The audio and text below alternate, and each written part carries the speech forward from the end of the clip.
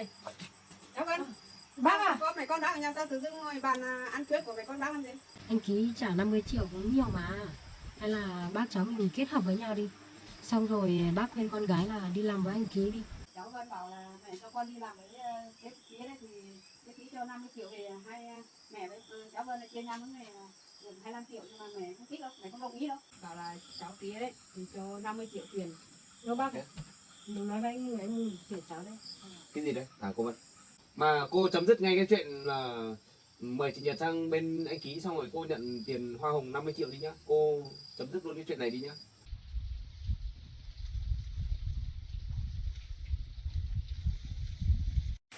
Con ơi, mấy ký biết rồi. Bán đi bán để một hai ngày để mẹ con mình ăn thôi.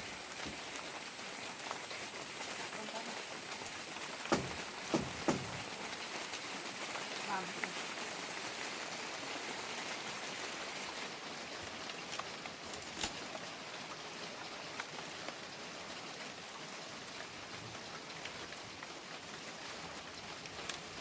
Này cứ 9 mét rồi con ạ đây.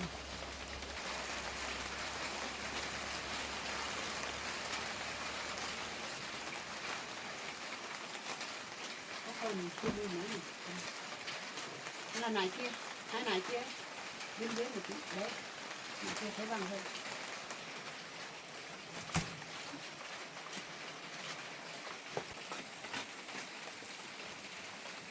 Con ơi, một nải nữa là đầy vui cho con ạ.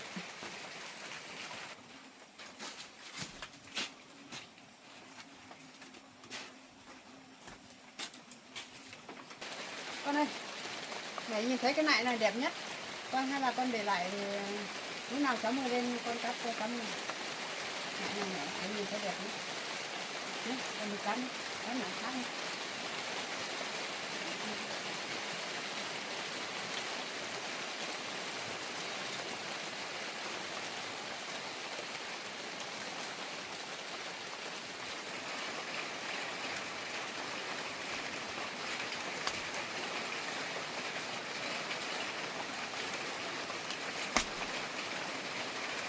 Được rồi con ạ. Nếu quả nào chưa chín thì cứ để đấy. Một hôm hai hôm nó chín thì mình vặt ăn sau. Con đấy cũng bằng để ăn. Còn nãy kia con nhớ để chín vàng đẹp đẹp để cháu mua lên con lấy cho cháu mua nhé. Chắc chín chưa chín rồi con ạ. Đây tăng bằng mình ăn xong. Ăn nhìn lấy đi bán.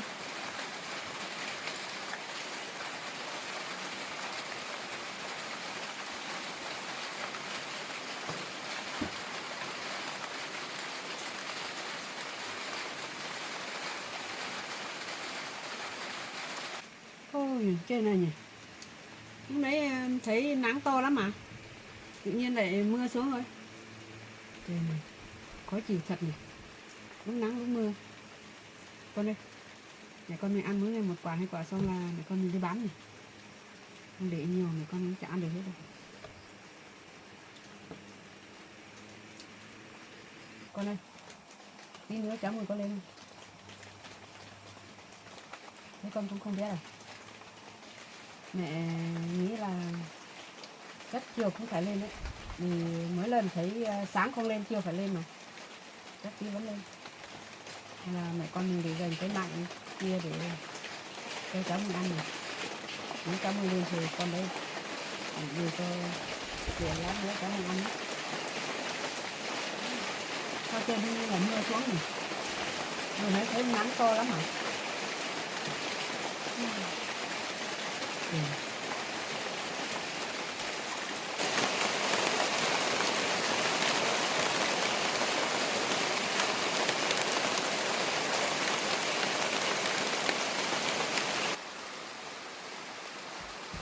Con nhìn kìa. Đấy, bên kia vẫn còn nắng. Bên nhà mẹ con mình là thấy mưa thôi. Lại một từ. Chỗ thì ra mặt trời nắng, chỗ thì mưa xuống thôi.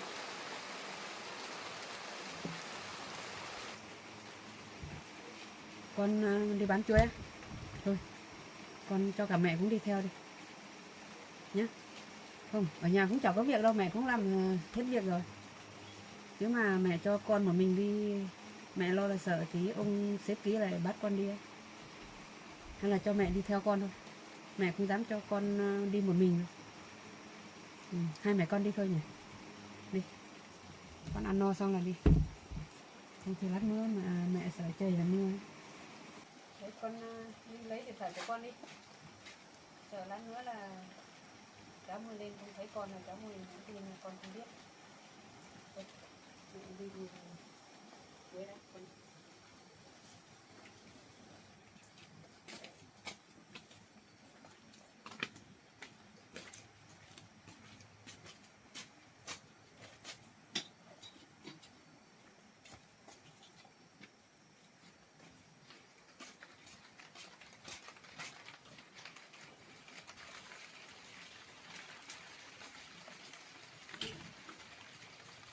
Con ơi, chắc cầm cả cái ô đi đấy, ở lát nữa trời mưa to là nó hết ngày đấy. Đi, con đi chưa?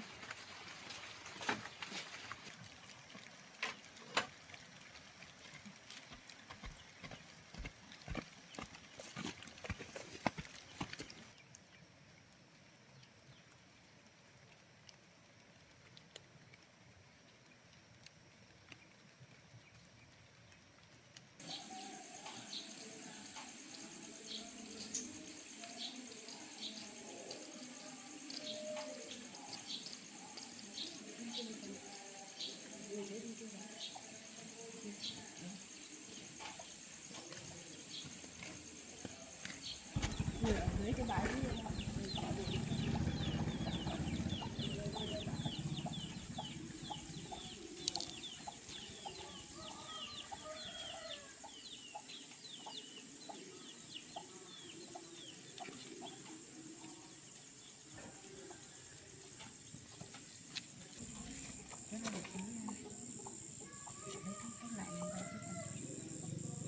Xem vỏ xanh thế mà nó mềm hết rồi còn. Nên ăn này. Hồ này sao không vàng họ đâu nhỉ?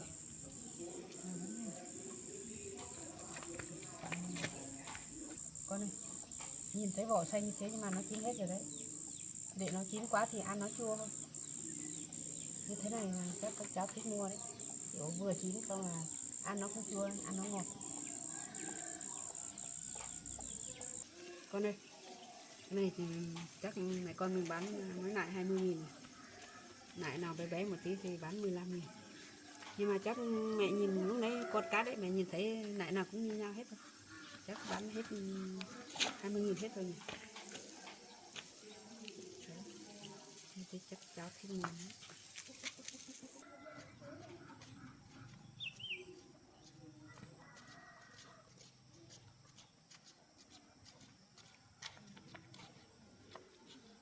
Anh ơi, chơi bàn chuối giờ hay là mình đi mua chuối đi, không mua kem nữa. Hay là mình đi mua chuối đi, không ăn kem nữa. Bà ơi, chuối đây chín chưa bà? Chín rồi. Nhìn vỏ xanh như thế mà mềm lắm rồi cháu ạ. Ngon lắm, cháu mua đi. Thế chuối này bao nhiêu nghìn đấy? 20.000 một nại cháu ạ. Cho cháu mua 2 nải. Cháu mua 2 nại, thế con cứ cho vào. Bà ơi, lúc này cháu định đi mua kem nhưng mà thấy chuối của bà ngon quá. Vâng, cháu đừng ăn kem nhiều nhá. Ăn kem nhiều bị đau họng ấy. Vâng. Thế lấy chuối về ăn thôi. Chuối ngon lắm cháu ạ. Vâng. Nhìn thấy vỏ xanh như thế mà mềm chín hết rồi mà con ạ. Trong cái chuối này. Vâng, bà xin nhá. Bà cho cháu 2 nải. Vâng, thế con cho vào. Cháu cũng lấy 2 nải à. Thế cháu đừng mua kem ăn nhiều nhá. Vâng. Ăn nhiều nó ốm ấy nhá. Mua chuối ăn thôi. Đấy. Cháu cảm ơn bà. Vâng, bà xin tiền cháu nhá. May quá nhỉ con nhỉ. Mẹ con mình ngồi được một lúc thôi. Hai đứa cháu về thấy ngon là hết. Thôi, hai mẹ con mình về thôi nhỉ. Về đi con. À, con ơi. Con quên ô rồi, con quay lại lấy ô đi. Đi. Thế nữa thì mẹ con quên ô này.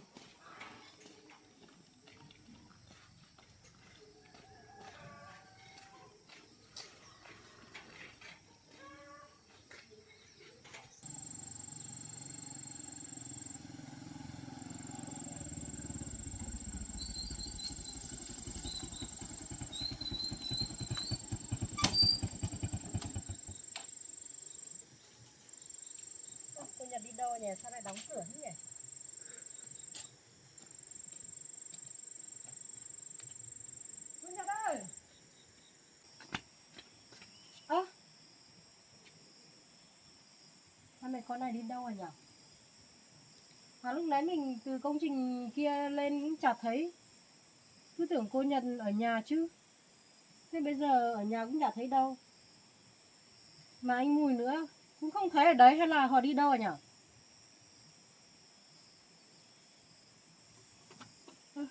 Mà cái cửa này có khóa đâu? Chốt đây thôi mà. Là mình vào trong này ngồi chờ cô Nhật nhỉ? À, cô Nhật ơi! Là trốn trong nhà nhỉ? Là thấy mình đến sợ mình chửi à? Mà trốn ở trong nhà không thấy ra. Thôi không thấy cô Nhật, mình cứ ngồi đấy chờ thôi. Nóng thật đấy. May mà có cái quạt này. Mà nhiều chuối thế. Mềm hết ở đây, chuối này cũng ngon đấy. Mình ăn một quả chờ cô Nhật á. Mà cửa cũng khóa rồi. Là ngủ trong nhà đây này. À, khóa ở cái nhà kia thì mình không dám vào. Mỗi khi mình đến đây thấy hai mẹ con làm việc quanh quẩn ở nhà mà hôm nay đi đâu thế nhở? Nắng gì hết. Mình ăn no trước đã tính sao. Không nhận cái chuối này ngon thật. Mà giờ này mình bị đuổi việc nhiều ấy. Cái tâm lý lúc nào cũng sợ sợ. Có khi nào cái này người ta để đây bới chuột không nhỉ? Nhưng mà hình như ăn trước rồi mà. Hai mẹ con cô Nhật ăn trước rồi mà, chắc không sao đâu. Mà mấy ngày nay ấy, anh Mùi cho mình xuống dưới công trình kia làm. Không được đi theo hai người. Mà anh Mùi với cô Nhật này lúc chỗ này lúc chỗ kia. Không biết là có đi hẹn hò không nhỉ? Hay là hai người này đi du lịch ở đâu rồi ấy. Anh Mùi dạo này cũng công trình thắng lợi nhiều, cũng được nhiều tiền nữa.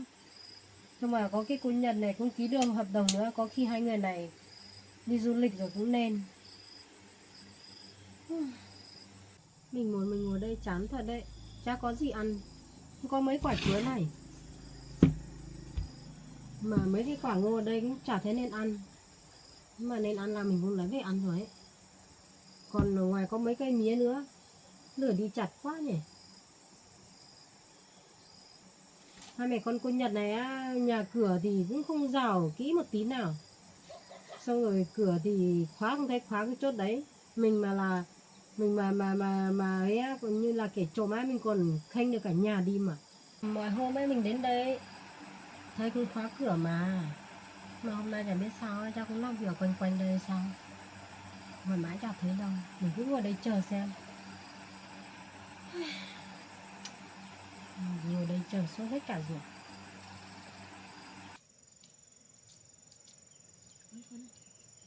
Sao thì đương có cái xe ở cái cửa nhà mình. Mẹ nhìn thấy cái xe này giống cháu Vân lắm. Xe cháu Vân lắm đấy. Một lần cháu Vân lên thấy toàn cái xe. Cháu Vân thật. Nó ngồi bàn hay là ăn cả tết của mình. Thế nó đang ăn. Để con mình vào nhà xem nào.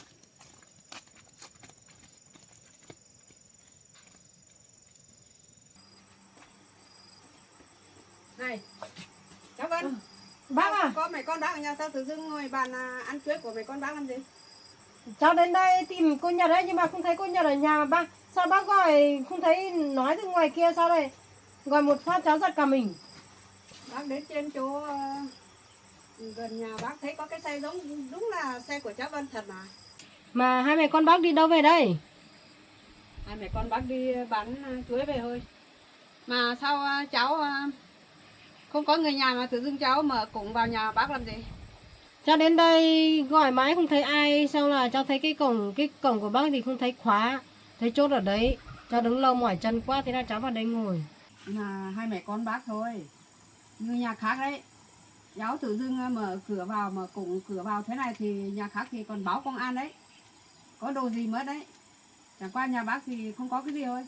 Có một tí chuối đặt ở bàn này cháu cũng ăn. Đấy cháu về đây thấy chuối nhà bác ngon quá đặt đây. Thế là cháu lấy ăn rồi. Xong rồi bác nữa về đến nhà chả thấy gọi. Chả thấy nói từ xa. Gọi một phát cháu giật cả mình. Cháu bây giờ còn yếu tim nữa. Nếu mà cháu ngất ở đây thì làm nào? Cháu người to béo thế á, làm gì mà yếu tim được. Cháu bị yếu tim lắm đấy, nên là bác thấy cháu ở đâu bác nói nhẹ nhẹ thôi. Gọi to thế này cháu giận mình đấy. Bác nói như thế còn nói to á, không bằng cháu đâu. Có lúc các bác nghe thấy cháu còn nói to hơn bác ấy. Nhưng mà bác có được nói to với cháu đâu. Chỉ hỏi một câu thế bảo cháu tự dưng vào nhà bác mà ngồi ăn chuối à. Bác nói nhẹ nhẹ thế thôi, cháu mà bảo bác nói to á. Mà này, sao cháu hôm nay cháu lên có việc gì ấy? Hôm nay cháu lên tìm cô Nhật đây. Mà hai mẹ con bác suy nghĩ chưa? Bác cho cô Nhật đi làm với anh Ký chưa? Bác đã nói rồi, bác không cho đi đâu. Sao không cho cô Nhật đi làm với anh Ký? Đi làm với anh Ký đi xe sướng như gì ấy. Sao suốt ngày bám lại anh Mùi thế? Thế cháu thấy đi xếp ký sướng thì cháu đi, cháu đi làm đi. Tuổi gì mà lúc nào cũng về khuyên con gái bác đi làm gì. Cháu mà được đi làm với anh Ký cháu còn đi rồi. Làm với sếp Ký bên kia lương còn cao nữa, còn không phải đi bộ nữa. Có ô tô đưa đón rồi. Cô Nhật đúng là có phúc mặc miễn hưởng. Đấy, con gái bác bảo cháu đừng nhắc đến xếp ký nữa. Con gái bác bảo đau đầu lắm rồi. Nhưng mà sếp Ký có làm gì đâu mà đau đầu, chỉ mời đi làm việc thôi mà. Mày đi làm việc nhưng mà mày con bác bảo bác không thích cho đi. Với lại con gái bác cũng bảo không thích đi đâu. Chỉ làm bên cháu Mùi thôi. Thế là cô sợ cô không có năng lực nên là không dám làm ở bên sếp Ký. Không phải đâu, không quen là không đi đâu. Không cho đi đâu. Bác cũng không cho đi, với lại con gái cũng không thích đi đâu. Nói nhiều con gái bác còn nói bà đau đầu rồi. Cháu muốn Đừng đi nhắc còn chả nhiều được nữa. đây này. Thế cháu đi xin làm đi, xin xếp ký theo xếp ký đi làm đi. Mà sếp Ký bảo là thích làm với cô Nhật cơ. Mà tôi cũng không hiểu cái đầu cô nghĩ gì nữa. Đi làm với sếp Ký sướng như thế không biết đi. Anh Ký cho tiền cũng không lấy. Xong là đưa đón cũng không cho đưa. Anh Ký mời đi uống nước còn chả uống nữa. Anh Ký thì có làm gì hại cô đâu mà cô sợ thế. Nhưng mà sao cháu biết chuyện này hết? Lúc đấy cháu đi tìm cô Nhật qua công trình kia thấy anh Ký ở đấy giám sát thì anh Ký bảo cháu mới biết chứ. Thế cháu Cái cô Nhật này tưởng cô cao sang lắm hay sao ấy. Mời cái gì cũng không thích. Trong khi đó ở với xe Mùi tôi thấy cô vất vả như gì ấy. Suốt ngày nắng mưa đứng ngoài đường kìa. thế cháu thích thì cháu xin đi theo làm đi. Đừng nhắc đến chuyện cháu xếp ký nhiều nữa. Cháu cũng muốn đi chứ. Nhưng mà sếp Ký có Muốn thích đi cháu thì đi xin làm đi với theo đâu. đi. Thì anh Ký muốn cô đi làm đây. Đi làm với anh Ký đây. Chịu thôi, làm đấy sướng thế mà không biết hưởng. Tôi thấy anh Ký tốt như gì ấy. Hôm trước thấy anh Ký bảo là còn cho cô quà này. Xong rồi là đưa cho cô hẳn 50 triệu này. Thế mà hai mẹ con cô cũng không nhận. Tôi thấy tiếc ấy là tiếc luôn đấy. Như tôi bây giờ tôi đã cầm cái số tiền đấy đi ăn chơi tận Nha Trang rồi mà. Lúc nào không biết hưởng thụ là như thế đấy. Mà tôi nhìn cái mặt của cô bây giờ chắc còn đang tiếc mà. Quần áo thì hàng hiệu nữa. Nghe anh Ký bảo là cái bộ quần áo đấy gần chục triệu ấy. Biết là bao nhiêu triệu cũng không được hỏi rõ nữa. Nhưng mà đắt lắm đấy. Cháu cứ tưởng là hai mẹ con thiếu quần áo lắm à? Là cứ thấy xếp ký lấy về là nhận luôn à? Nghèo tuy rằng nghèo thì nghèo thật nhưng mà cũng đủ quần áo mặc, đủ bữa ăn cũng đủ ăn chứ. Thế cháu thích thì cháu đi theo mà cháu để xếp ký cho cháu đi. Tuổi gì mà lên đến nhà bác nói làm cái gì? Cháu mà được đi theo anh Ký như này bây giờ cái tủ quần áo của cháu chắc đầy rồi ấy. Mẹ con bác không cần ai cho đâu. Chẳng Cũng qua đủ là mẹ con mặc rồi. cháu chỉ đi theo anh Ký mấy hôm thôi. Anh Ký còn mua cả túi xách, mua cả quần áo cho kìa. Thế cháu đi theo đi. Nhưng Tuổi gì mà cháu bị anh Ký đuổi việc rồi. Bây phải giờ xin lại. bây giờ cháu muốn làm bên anh Mùi thôi. Cháu làm công nhân làm đang chả được. Như cô Nhật đấy làm thư ký thì làm bên anh Ký có khi tốt hơn là làm với anh Mùi đấy. Bác không cho đi đâu. Với lại con gái cũng không thích đi đâu. Nếu con gái thích đi thì cháu xếp ký đấy, lấy đồ về tặng thì chắc con gái bác còn nhận rồi. Nói nhiều con gái bác còn đau đầu đấy. Đừng nhắc đến xếp ký nhiều nữa. Mà tôi thấy anh Ký cũng thích cô đấy. Anh Ký còn trả cho cô hẳn 150 triệu cơ mà. Cô đi làm với anh Ký đi, để tôi làm đây với anh Mùi. Tôi thấy cô cứ đấy cản trở tình cảm của tôi với anh Mùi ấy. Tốt nhất là cô đi làm với anh Ký. Đấy, cháu thấy chưa? Con gái bác có thích đi theo cháu Ký làm đâu. Với lại á, cháu không có việc gì thì cháu lên đây là mới chuyện này á. Thế thì cháu đi về đi. Còn cháu kia thì nếu con gái bác thích đấy thì lên quà mấy lần rồi. Con gái bác đã không thích, đã không nhận quà rồi. Bây giờ suốt ngày cháu mà lên đây nhắc cái chuyện đấy thì bác khó nghe lắm. Bác cũng đau đầu ấy. Thôi, nếu chuyện này thì cháu đi về đi. Bác không muốn nghe đâu. Cháu về khuyên cô Nhật muốn tốt cho cô Nhật thôi mà. Chứ có phải là bảo cô Nhật đi làm cái gì xấu xa đâu bác. Biết thế nhưng mà con gái bác đã không thích rồi. Với lại bác cũng không thích cho con gái bác đi làm đâu. Bác thích theo cho con gái bác theo cháu Mùi. Tuy rằng là tháng 20 triệu thật nhưng mà nó bác vẫn thích cho con gái đi làm đấy thôi. Nếu cháu thích xếp Ký thì cháu đi theo xin đi làm đấy. Không thì suốt ngày lên đây mà nhắc đến chuyện đấy thì bác thấy đau đầu lắm. Đấy cô Nhật, cô đi làm với anh Ký đi. Cô đi làm với anh Ký chả tốt hơn à? Đã nói rồi. Con gái Làm với anh Ký là tốt lắm rồi. Còn mày đặt đau đầu cơ. cháu thấy chưa? Nhắc đến cháu Ký nhiều thì con gái bác đau đầu. Con chạy lên nhà rồi. Nhưng mà bác, cháu nghe anh Ký bảo là nếu mà ai thuyết phục được cô Nhật đi làm với anh Ký ấy, anh Ký sẽ thưởng cho 50 triệu. Hay là bác cháu mình thuyết phục cô Nhật đi làm đi. Thuyết phục con gái bác đi làm đi, xong rồi bác cháu mình chia nhau 50 triệu bác nhỉ? Cháu sao nói được câu đấy thế được. Vì con gái của bác mà chẳng nghe bác hát từ bán con gái của bác lấy tiền. Không được đâu. Bác không cho đi đâu. Mà bác ơi, anh Ký trả 50 triệu cũng nhiều mà. Hay là bác cháu mình kết hợp với nhau đi. Xong rồi bác khuyên con gái là đi làm với anh Ký đi. Thì hai bác cháu mình lấy cái 50 triệu đấy ấy, mỗi người chia nhau được 25 triệu. Như thế chả tốt à? Còn hơn là bác đi bán mấy cái cọng rau ngoài kia. Một năm chắc còn không được 25 triệu mà. Đấy bác suy nghĩ đi. Việc nhận lương cao mà. Hẳn 50 triệu mà có phải ít đâu. Nếu mà chia nhau xong á, hai bác cháu mình vẫn mỗi người 25 triệu. Bác cho con gái đi làm với anh Ký đi. Không. Bác cần con gái, bác không cần tiền đâu. Tiền đêm hôm bác vẫn có một tí để đêm hôm sum họp mà mua thức ăn. Nhưng mà nếu mà cô Nhật đi làm với anh Ký rồi ấy, thì cháu cũng không về đây làm phiền hai mẹ con bác nữa. Thì bác còn được tiền nữa, như thế không được à? Bác chỉ cần con gái thôi. Cháu nói thế nào nói. Bác cũng không cho con gái bác đi làm với xếp Ký đâu. Cho đi làm với cháu Mùi thôi. Làm với anh Ký cũng được mà, có gì đâu. Cháu thấy làm với anh Ký cũng tốt mà, anh Ký tốt như gì ấy. Tốt hay là không tốt bác không biết. Nhưng mà bác đã nói và không cho đi là không cho. Với lại con gái cũng không thích đi đâu. Cháu không thấy à? Vừa nãy đấy. Cháu nhắc đến cháu Ký là con gái bác chạy lên nhà rồi. Cháu không thấy à? Nói mấy lần này cháu không hiểu à? Thôi, lúc nào lên cũng lấy mấy chuyện cháu Ký nói ra thì cháu đi về đi. Không phải nói nhiều đâu, bác cũng thấy đau đầu lắm. Đấy, bác nghĩ hẳn 50 triệu.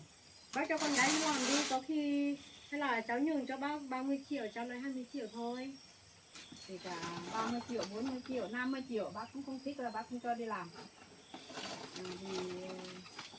Thì bác đã cho đi làm bên cháu Mùi rồi. Thì với lại con gái bác cũng không thích đi đâu. Bác cũng nói mấy lần, nhắc mấy lần cho cháu không hiểu à? Đi mà bác, đấy, quyết định như cháu bảo ấy. Con à, cháu Vân bảo là mẹ cho con đi làm với cái Ký đấy thì cái Ký cho 50 triệu về mẹ với cháu Vân là chia nhau mỗi người được 25 triệu nhưng mà mẹ không thích đâu, mẹ không đồng ý đâu. Đấy, kể cả cháu Vân cho 50 triệu mẹ cũng không thích, mẹ cũng không cho con đi đâu. Con đừng đi nhá. Thế cô Nhật làm đấy anh Ký trả lương cao nữa, xong là bác còn được tiền nữa, như thế không thích à? Bác chỉ cần con gái bác ở gần, làm gần thôi, gần bác thôi. Anh kia cũng làm gần mà, anh kia cũng ở xung quanh đây thôi mà, có xa đâu. Không phải đi tận đâu đâu đâu mà bác lo thế. Nhưng mà bác đã nói rồi, bác không thích là không thích, cháu còn nói nhiều làm gì nhỉ?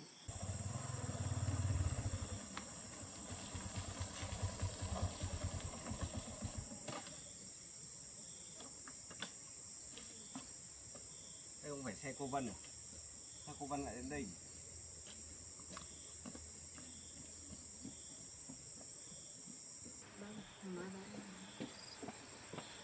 Cô Vân.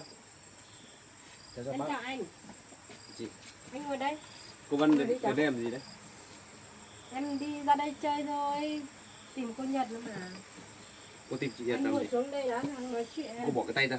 Ngồi dịch ra kia đi. Em Nhưng ngồi gần anh tí sao đâu mà. Nhưng mà cô tìm chị Nhật làm gì đấy? Tìm cô Nhật chơi thôi. Có làm gì đâu, ở nhà chán quá em ra đây chơi. À chị Nhật. Cô Vân lên đây tìm chị làm gì đấy? Bảo chị Nhật đi làm ở chỗ anh kia. Đấy, nhưng mà làm đấy cũng tốt mà. Thấy anh Ký bảo muốn xin cho cô Nhật đi làm đấy. Cái gì cơ? Anh Ký bảo là bảo cô về đây thuyết phục chị Nhật đi làm cho anh kia. Cháu ơi. Dạ. Cháu Vân lên nó còn bảo bác bảo là cháu kia đấy thì cho 50 triệu tiền. Nó bác Yeah. đừng nói với anh Mùi chuyển cháu đấy. Cái gì đấy? À cô Vân. Cô làm cái gì đấy? Có 50 triệu tiền nếu bác thuyết phục được con gái bác đi làm theo cháu kia nó cho 25 triệu nhưng mà bác không cho đi làm đâu. Bác không tiếc cái 25 triệu tiền đấy, kể cả cho 30 triệu, 40 triệu bác cũng không cho con gái bác đi làm đâu. Anh Ký bảo cô về thuyết phục chị Nhật đi làm cho anh Ký. Xong anh Ký cho cô 50 triệu á? Xong Đâu, rồi, anh Ký chỉ nói thế thôi mà, anh Ký có cho gì đâu. Thế tại sao cô lại lên đây? nhưng mà lúc nãy cháu nói bảo nếu bác thuyết phục được con gái của bác đi làm thì cháu chia cho 25 triệu. Lúc nãy cháu gặp anh Ký ở ngoài công trình kia, anh Ký nói thế thôi. Bảo anh Ký bảo nếu mà ai mà thuyết phục được cô Nhật đi làm với anh Ký thì anh Ký thưởng 50 triệu. Thế cháu cũng vô tình nói ra cho bác như thế thôi. Sao mà cô phiền phức thế nhỉ? Cứ 5 lần 7 lượt lên đây dụ dỗ chị Nhật đi làm cho anh Ký để làm cái gì? Hả? Thì cả Cô cứ đi làm cho tốt cái việc của cô đi. cháu cho 50 triệu tiền cho hết bác cũng không thuyết phục con gái bác đi đâu. Bác đã nói mấy lần rồi. Bác đã Hóa bảo ra bác là không cho đi là không cho đi đâu. Hóa ra là anh Ký còn thuê cô đi để thuyết phục chị Nhật nữa. Còn Thuê cho đâu. hàng 50 triệu. Thế đâu, anh Ký có cho tiền gì đâu.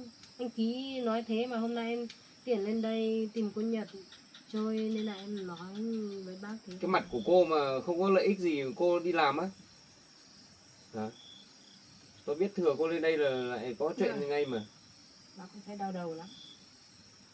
Làm với anh Ký cũng tốt mà, có cái gì đâu, còn hơn là làm với anh Thế đi tốt thì xem cháu mà. xin đi làm đi, tuổi gì mà lúc nào cũng lên thuyết phục con gái bác đi nhỉ. Đấy, đúng Nhưng rồi. mà anh Ký có thích cháu làm ở đấy đâu, anh Ký thích cô Nhật làm đấy cơ. Xin Ai bảo anh Mùi cứ khen cô Nhật, khen lấy, khen để trước mặt anh Ký. Bây giờ anh Ký phải đuổi bằng được cô Nhật sang làm việc mới thôi ấy. Đúng tại anh ấy. Tất cả tại cô đấy.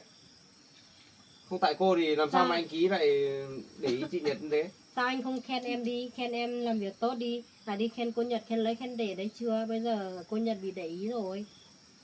Khen cái gì? Cô làm việc trả đâu vào đâu, tôi làm sao mà khen được cô? Đấy, cô sang bên đấy làm cho anh Ký một thời gian đấy, anh Ký cũng nhìn thấy hết rồi. Cô có làm được cái gì đâu. nhắc đến thấy đau đầu lắm. Tôi còn chưa nói chuyện anh Ký hôm qua ép chị Nhật đi uống nước theo anh Ký đấy. Tôi còn chưa xử lý anh Ký đấy. Cô còn về đây bảo chị Nhật đi làm theo anh Ký à? Ôi Cô giời. mơ đi. Cũng chỉ đi uống nước thôi mà, có ai làm gì cô Nhật đâu mà sợ. Mà cái chuyện này có phải là do cô bày ra không đấy? Tôi nghi lắm đấy nhá. Cô có liên quan gì đến chuyện này không? Em có bày đâu, thấy anh Ký kể như thế bảo mời cô Nhật đi uống nước thì cô Nhật cứ từ chối. Nhưng mà anh Ký đi uống nước với cô Nhật đấy là phúc phận của cô Nhật rồi, không phải đặt cao sang cơ. Thế Có phận là cái gì? thế là bây giờ cô muốn lấy lòng anh Mùi nên là cô cứ giả vờ như thế chứ gì. Này nhá, Cô còn lạ cô gì đừng cô? mà nói lung tung nhá. Mà sao cái chuyện gì cô cũng biết ấy? Hay là mấy cái chuyện này liên quan gì đến cô đúng không? Cô bày trò cho anh Ký đúng không? Đâu, anh Ký tự thích ai anh Ký hành động chứ em làm sao biết được. Tôi Anh nghi Ký ngờ kể cô như thế lắm mà. đấy nhá. Anh Ký kể như thế em biết như thế. Lúc nãy em đi qua công trình của anh Ký, thấy anh Ký đứng ngoài đường kia giám sát. Anh Ký kể thì em mới biết chứ. Tôi nghĩ trong mấy cái chuyện này cô cũng nhúng tay vào đấy. Mà tôi cảnh cáo cô nhá, nếu mà cô có làm như thế thì cô đừng có mà làm nữa nhá, cô dừng tay lại ngay đi nhá. Đừng có mà đi bày trò cho anh Ký làm thế này thế nọ xong rồi đấy. Hôm qua còn bảo anh Ký đi ép chị Nhật đi theo đi uống nước nữa. Chị Nhật không đồng ý còn lôi chị Nhật lên xe ô tô xong là chở đi. Cũng may là tôi còn nhìn thấy tôi đuổi theo đấy. Nếu không thì chả biết là anh Ký định làm cái gì nữa. Làm cái gì? Câu nhật của anh to đùng như thế ai làm gì được. Khiếp, người ta mới đi uống nước phúc phận lắm rồi này còn Bác mày nghĩ hả? chắc là cháu hay nói nọ nói kia, sếp Ký mới sa thải cháu phải không? Cháu có nói gì đâu, cháu vẫn làm việc tốt mà. Nhưng mà anh Mùi ấy cứ khen khen cô Nhật trước mặt anh Ký nhiều đi. Cái gì tốt ai chẳng muốn sở hữu. Nhưng mà con gái bác làm việc tốt ai chẳng khen. Đấy, thế thì anh Ký mới muốn cô Nhật đi làm việc với chứ có phải là tại cháu suy bậy gì đâu. Tôi nghĩ chắc là do cô xui bậy thôi. Nếu không thì chả có lý do gì anh Ký lại làm như thế cả. Em thời gian đâu mà đi suy bậy. Đấy. Em đi làm việc công trình của anh em mệt lắm rồi về còn ngủ còn không đủ ra đâu mà suy bậy. Chẳng qua lúc nãy anh Ký nói cho em biết thì em mới biết chứ làm sao mà nếu anh Ký không nói thì em cũng không biết là anh Ký mời cô Nhật đi uống nước đấy. Thế tại sao cô lại đi lên đây? Việc thì ở nhà nghỉ đi, có gì mà lên đây làm gì. Bảo rủ chị Nhật đi làm cho anh Ký làm gì? Thì lúc đấy em đi qua đấy xong là đi tìm anh với cô Nhật ở công trình chả thấy đâu thì em tiện qua công trình của anh Ký thấy anh Ký ở đấy. Anh Ký nói như thế thì em mới biết thôi, nhưng mà ý là em muốn về đây tìm cô Nhật với anh cơ. Sao cô cứ lên đây tìm tôi làm cái gì nhỉ? À. Hôm nào được nghỉ sao cô không đi ra kia đi ăn chơi với bạn bè các thứ của cô đi? Chứ cứ lên đây tìm tôi làm phiền tôi đấy nhỉ? Phiền gì? Anh phiền lắm à? Em chỉ muốn gặp anh tí thôi mà. Tôi chả hiểu cô nghĩ cái gì nữa. Tôi đã từ chối cô như thế rồi sao cô cứ bám theo tôi đấy? Cô không thể để cho tôi với chị Nhật được yên à? Không, khi nào cô Nhật mà đi làm với anh Ký, em ở làm với anh rồi thì em mới không làm phiền. Đã bảo là chị Nhật không thích đi làm cho anh Ký rồi. Mà cái chuyện đấy cũng không thể xảy ra đâu. Cô đừng có mà trông chờ làm cái gì nữa. Cô Thì để nếu cho mà bọn cô tôi Nhật- được yên đi. Thì nếu mà cô Nhật không làm với anh Ký thì em vẫn về đây ở với anh thôi. Kể cả chị Nhật có đi làm cho anh Ký thì tôi cũng không thích cô đâu. Tôi nói rõ là cô biết như thế. Thì nó như là thói quen của em ấy, em cứ thích đi tìm anh thôi. Một ngày em không gặp anh là em không ở được ấy. Mà cô cũng phải biết điều một chút chứ. Sao cứ hở tí là lại lên đây tìm bọn tôi. Xong rồi gây hết rắc rối nọ đến rắc rối kia. Sao cô mặt dày thế? Tôi đã giao việc hết cho cô rồi. Chị Nhật cũng đã bảo là tạo điều kiện cho cô đi làm ở công nhân ở ngoài công trường kia rồi. Mà cô vẫn còn gây rắc rối cho chị ấy. Cô sao cô chả biết điều chút nào thế? Thì em nhớ anh em đi tìm anh không được à? Cứ nhớ tôi làm cái gì? Cô đi nhớ người khác đi, ở ngoài công trường thiếu gì đàn ông mà cứ phải đi tìm tôi thế nhỉ? Mà đàn ông đấy em không thích, em chỉ thích mỗi anh thôi. Hay là cô đi ra nhớ anh Ký kìa. Tìm tôi làm cái Đấy gì em bảo không để biết. cặp đây rồi đừng có để đấy. Thế nó chẳng rơi à? Tôi thích để đây cơ. Để đây xong anh ngồi gần em tí không được à? Không được, cô ngồi xa tôi ra một chút. Mà công việc ở ngoài công trường nhá. Dạo này tôi thấy anh em ở ngoài kia cũng bảo là cô làm việc chẳng đâu vào đâu nữa nhá. Anh cứ nghe mấy anh em làm cái gì bọn nó lười như gì ấy, toàn đứng đấy, còn em thế này, thân con gái bảo em đi vác xi sao em đi vác đường. Em không đi vác cho nó xong quay ra nó bảo anh như thế đây. Thế bây giờ tiền lấy như nhau tại sao cô lại cứ ỉ lại anh thế? Em không vác được, em chỉ xúc cát với xoài thôi. Hôm trước thấy mấy anh em ở trong kia bảo là cô làm lười quá thì tôi cho cô ra công trình ngoài kia để tôi dễ kiểm soát. Ra ngoài kia cô cũng lười nốt. Đấy, hôm trước chị Nhật giao việc cho cô làm cũng không đâu vào đâu. Bảo cô đi dọn dẹp đồ các thứ cô cũng không làm. Thế cô Em định chả dọn dẹp cô định làm như nào? đây. Trước cái công trình ở gần nhà anh đấy em chả dọn dẹp à, mấy cái bao đấy mấy cái anh kia làm xong có dọn đâu, vứt linh tinh em chả dọn xong em mới về đây. Tôi đã giao cho chị Nhật làm cấp trên của cô quản lý cô bảo cái gì cô phải nghe cái đấy. Mà anh ý, sao suốt ngày bảo cô Nhật giám sát em thế? Chưa em làm giám sát đấy, em biết hết những cái công việc đấy rồi.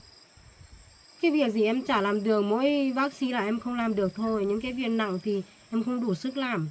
Còn mấy cái việc như kiểu xúc cát này, với lại xúc đá sỏi em chả làm được. Làm giỏi hơn người ta chứ. Cứ mỗi người một công việc xem nào. Chẳng nhẽ làm lẫn lộn nhau à? Có lúc thì đi vác xi, có lúc thì đi bệt đá à? Mà anh không biết chứ, cái cô Nhật này á, làm ngoài công trình kia kiểu như gì ấy. Em có lúc em nhờ một tí thôi, còn không nhờ được. Cái mặt cứ vênh ra làm như kiểu mình mới là thư ký ấy. Cũng bây giờ mới được làm cái chức đấy thôi mà trước đây em làm suốt, em có như thế đâu. Mà cô ấy oai cũng oai vừa vừa thôi. Trước đây cô mới vào cũng toàn tôi dạy việc cho cô thôi mà. Làm như tôi chưa bao giờ làm công việc đấy bao giờ ấy. Cô thôi nghe đi không? À, cô định nói xấu chị Nhật trước mặt tôi á? Cô Nhật đấy làm ở công trình á, anh em hỏi cái gì á, còn không thấy thưa gì. Mặt thì cứ vênh nhìn tít trên ngọn cây kia. Cô có Xong im rồi cái đến mồm anh, được. khi nào anh đến á, lại giả vờ hiền lành lắm. Cô im ngay cái mồm đi nhá. Cô đừng có mà nói lung tung nhá. Thì em làm ở đấy thì em mới biết chứ, anh có ở đấy 24/24 không? Biết cái gì? Thế chả nhẽ em một mình cô làm đấy à? Anh em ở ngoài công trường có như nào mọi người nói với tôi hết. Chị Nhật ở ngoài đấy rất là hòa đồng, nói chuyện với mọi người rất là vui vẻ, làm việc thoải mái, ai cũng đều quý trọng, không phải như cô đâu. Anh em ở đấy á, ai cũng sợ cô Nhật mách với anh, sợ anh đuổi việc. Nên mọi người mới hộ cô Nhật giấu hết rồi. Làm gì có chuyện Chỉ đấy. có mỗi em là dám nói với anh thôi. Chị Nhật như nào chả nhẽ tôi không biết à? Cô đừng có mà bày trò chia rẽ bọn tôi. Thì em bảo anh không ở đấy xem thì làm sao anh biết được. Anh em ở đấy á, cứ thấy cái cô Nhật đến ai cũng bảo đây là người yêu của sếp Mùi đấy. Cô Thế nghĩ mọi người có dám nói gì đâu. cô nghĩ là tôi tin cô à? À, cô, Anh không tin thôi, em nói thế anh không tin thôi. cô nghĩ là cô cứ bịa ra nói như thế là tôi sẽ tin cô, xong là không tin tưởng chị Nhật nữa. Bác nghĩ chắc con gái bác không có chuyện đấy đâu. Em biết là anh thích cô Nhật rồi, nói thế nào anh cũng chả tin đâu mà. Vì con gái bác ở nhà nó làm việc cũng thấy ngoan ngoãn lắm. Bác bảo thế nào nó làm cái đấy thôi. Chắc cháu tự bịa ra thôi. Cháu sao dám biết mấy cái câu chuyện đấy được. Bác không tin á, mà bác không tin thôi thôi. Anh Mùi anh cứ đi điều tra đi. Đi hỏi mấy anh em ở công trình đi kiểu gì trả ra. Tôi không cần phải điều tra làm cái gì cả. Mà cô ấy, lần sau cô đừng có mà nói lung tung thế nữa. Cô mà nói thế là tôi phạt cô luôn đấy. Thì chả thế, cầm cái quyền xóa để đằng trước đằng sau á, nhìn người ta làm việc á, người ta làm không đến chả thấy bảo gì. Mà cứ vênh ra, như kiểu mình là chủ tịch không bằng. Chỉ có cô trước kia mới như thế thôi, làm gì có chuyện chị Nhật như thế. Cô đừng có nói nữa. Chỉ là một cái chức thư ký thôi bà, làm như to lắm ấy. Ít ra cũng là cấp trên của cô không được nói như thế đâu. Mà thôi, nếu mà không còn chuyện gì nữa cô đi về đi. Đấy. Lần sau cô đừng có mà lên đây nữa. Sao tôi nói cô bao nhiêu lần rồi cô chả hiểu chứ nhỉ? Cái đầu óc của cô như kiểu là nước đổ đầu vịt đấy nhỉ? Nói Em ở bao đây nhiêu với anh một lúc không được bỏ à? ra, bỏ tay ra, đừng mà động người tôi. Nói bao nhiêu cũng trôi đi hết thôi. Thế cháu đi về đi. Mà cô chấm dứt ngay cái chuyện là mời chị Nhật sang bên anh Ký, xong rồi cô nhận tiền hoa hồng 50 triệu đi nhá. Cô chấm dứt luôn cái chuyện này đi nhá. Đừng có mà mơ mộng đến cái ý nghĩ đấy nữa. Thì em chỉ nói thế thôi mà, em có dám mơ mộng gì đâu. Nếu mà cô Nhật làm ở bên anh Ký cũng được, em làm với anh rồi chúng mình đều gần nhau hơn chả tốt à? Làm gì có chuyện đấy. Thôi tôi không muốn nhìn thấy mặt cô nữa, cô đi về đi nhanh. Thôi. Thì em mới lên đây gặp anh một tí thôi mà, còn chưa cả nhìn rõ mặt anh luôn mà là anh đã đuổi em về rồi. Thôi cô đi về đi về nhanh, đừng có ở đây làm phiền tôi nữa. Thế này đấy, lần sau ấy cháu vào đến đây thì thấy cửa hai mẹ con bác nếu đóng cửa đừng mở cửa vào nhé.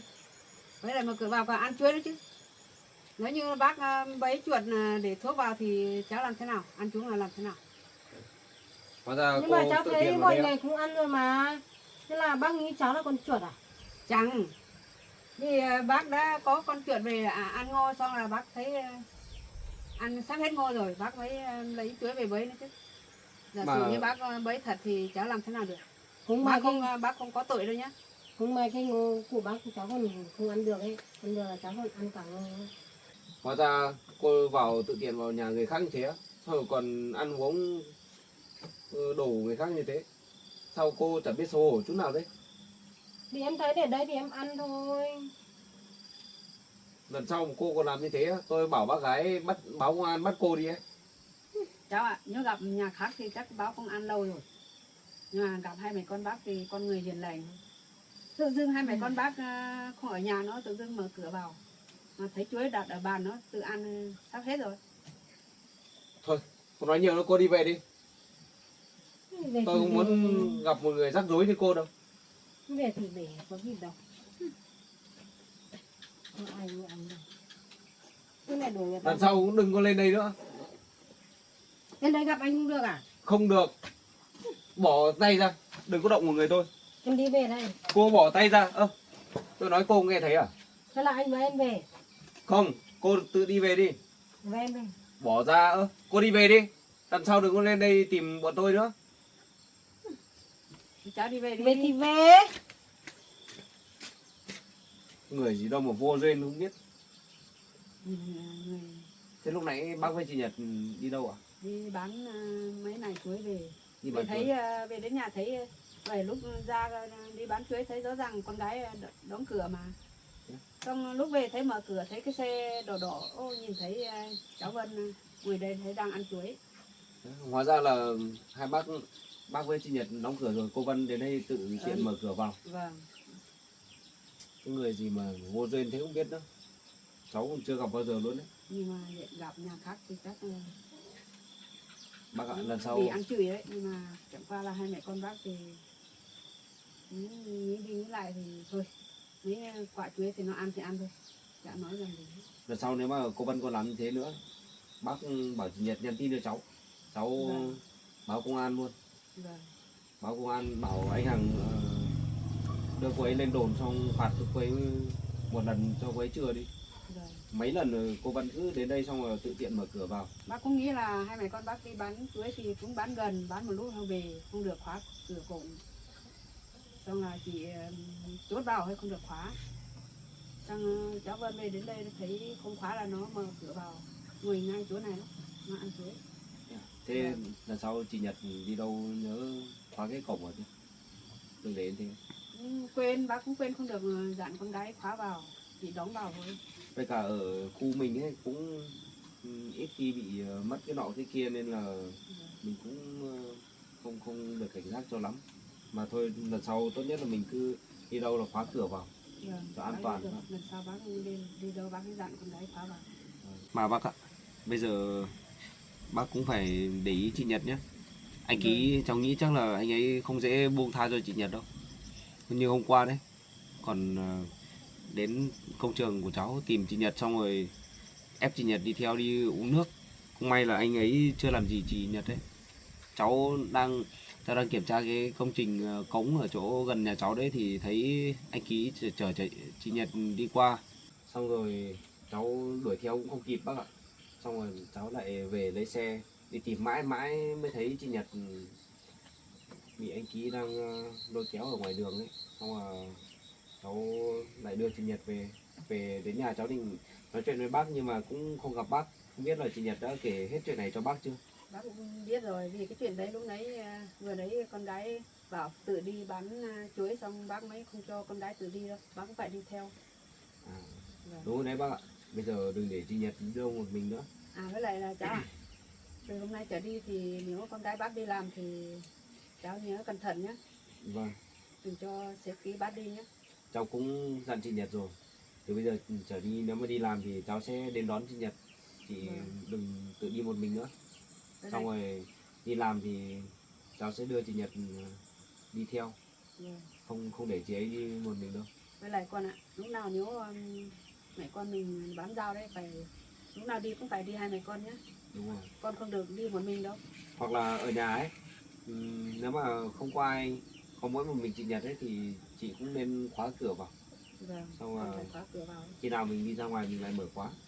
Chứ không anh Ký đến đây lại phiền dựng rắc rối lắm. Còn nếu mà gặp anh Ký ấy, chị cứ nhắn tin cho em để em đến, em có gì em còn giải quyết cho. Chứ xảy ra những chuyện như hôm qua thì khó xử lắm. Cũng may là em còn nhìn thấy đấy, nếu em không nhìn thấy em còn chả biết là chị đi đâu cơ. Lúc nãy em cũng gọi điện cho chị luôn nhưng mà không thấy chị nghe. Em cũng lo chị lắm chứ, nhưng mà không biết làm nào được. Định gọi điện báo công an đấy, em định báo anh Hằng rồi đấy, nhưng mà đi một đoạn thì cũng may là tìm thấy chị ở đấy, chứ không thì em lên công an báo anh Hằng đấy. Mà sao ấy, con đi làm con phải nhớ cẩn thận, đừng ở gần này, nó có thấy xếp kia ấy thì con phải tránh xa đi, đừng ở gần đấy. Đúng rồi chị ạ, nếu lần sau cứ thấy anh Ký đến gần là chị chạy đi, chị tránh xa Con ra, phải tránh xa ở chỗ khác đi.